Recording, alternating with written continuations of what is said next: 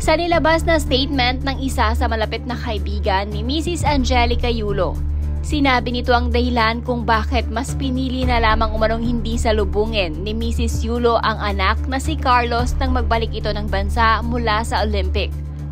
Ayon sa kaibigan ni Angelica Yulo, upang maiwasan na lamang daw ang issue, mas pinili na lamang niyang huwag puntahan ang anak. Alam daw kasi ni Mrs. Yulo na kapag nakita siya ng publiko, may bagong issue na naman umanong iba pa to. Pagpapatuloy pa ng kaibigan ni Mrs. Yulo, sa gitna ng tampuhan na mag-ina, ay hindi mo nito pinigilan ang kanilang mga pamilya kahit na ang asawang si Mark Andrew Yulo na makita ang anak. Ang totoo nga daw, talagang pinaghandaan pa ng pamilya Yulo ang pagdating ni Carlos. Nagpagawa pa umano ang mga ito ng tarpaulin, standee at naghanda din umano ng pagkain.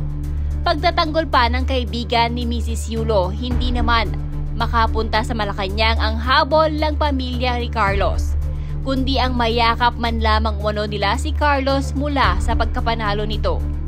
Nakakalungkot daw isipin na pinapayagan umano ng GAP chief na si Miss Cynthia ang nangyayari sa pamilya ngayon ni Yulo.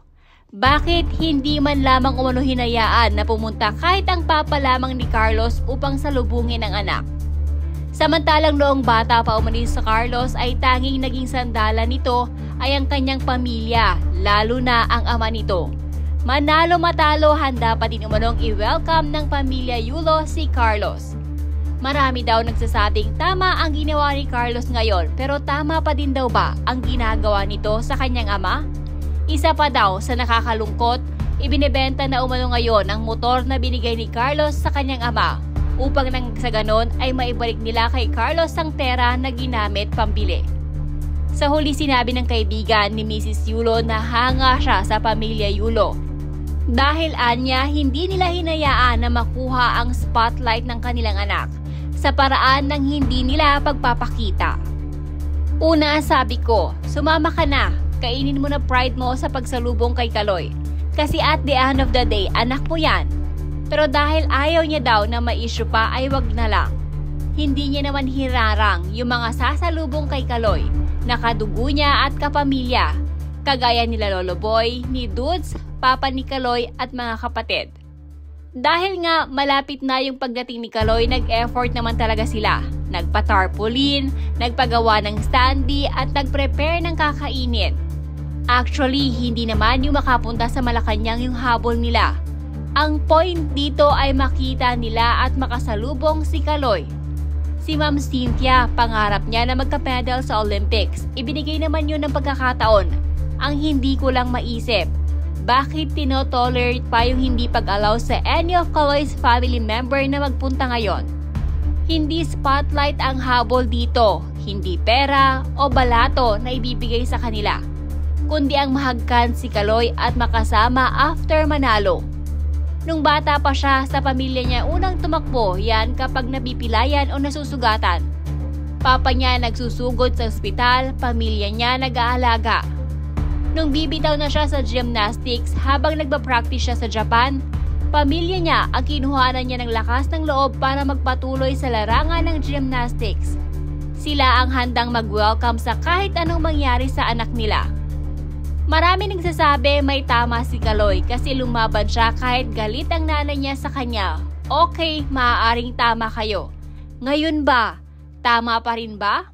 Pinaglaban siya ng papa niya kasi nagtitiwala ang papa niya at umaasang may iayos ang lahat. Si Kaloy mismo ang umaayaw sa pamilya niya. Pero Papa Dudes niya ang nandyan para ipaalalang, anak, may pamilya ka pa, magka-medal ka o wala, nandito kami, lalo na ako. Isa sa nakapagdurog sa akin habang kausap ko sila ay yung motor na binili ni Kaloy sa papa niya. Ibinebenta na para maibigay na ang pera kay Kaloy.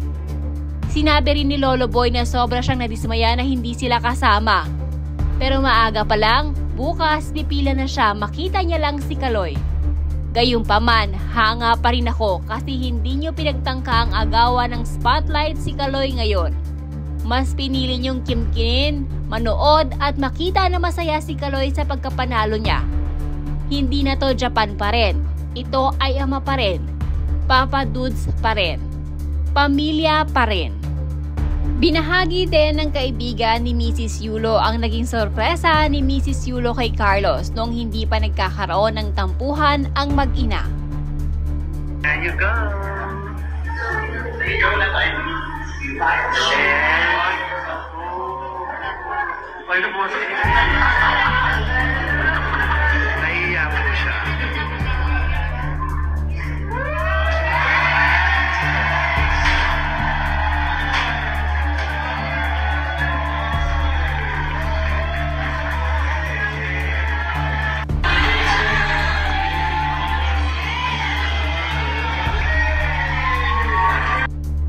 I've been reading your post. I don't want to discuss Kaloy's issue as this can be called saw-saw. But I will do so. This time, since I feel very sorry for his coach and family. I had my first glimpse of Kaloy's documentary when he was a little kid. I kept track of his progress with his Japanese coach. Kaloy's decision to leave the Japanese coach for personal reasons was frustrating and disheartening. His reasons of nakikialam sa personal life niya is very shallow. I feel that his coach is just reminding him that as an athlete, he needs to be disciplined, responsible, and mindful. This includes staying away from illegal activities, avoiding public controversy, and being respectful towards others. Because the Japanese coach knows that if he fails to uphold these responsibilities, it can damage not only his reputation, but also his well-being. But his issues with his family are the most distressing news. I hope Kaloy remembers that his family can provide him with genuine love, support, and encouragement to get through difficult times. I believe he should reflect on the instances when his family has assisted him through difficult times. They have seen him through all of life's highs and lows, and they have stood by his side to help him deal with everything life throws at him. Without them, he would not be where he is today. Tahimik na ang magkabilang side, huwag niyo na pong dagdagan pa. Lumalala ang sitwasyon nila dahil sa mga taong dagdag bawas, toxic na pag-ugali, hindi natin alam kung anong nararamdaman ng bawat puso nila ngayon. Ang ina ay ina pa din na kahit tinis niya ang anak na nanay pa din yan at less ipakita niya talaga na wala na siyang paki sa anak niya. Pero wala din namang anak na kayang magtiis habang buhay. Hahanap at hahanap pa din niya ng totoong nanay. Sabi nga ni Kaloy sa tatay niya, see you soonest. Ibig sabihin, may plano pa siya sa pamilya niya. Walang perpektong pamilya. Pray na lang natin sila na magkapatawaran na. Hindi yung dami pang sinasabi ng ibang babagsak ka din, Kaloy, makakarma ka din lang, gold digger daw yung girlfriend, hindi nga natin hawak sarili ng pag-iisip. Lalo na ang plano ng Diyos sa kanila. Kaya wag natin judge at dagdagan pa ng madaling salita dahil tahimik na both sides.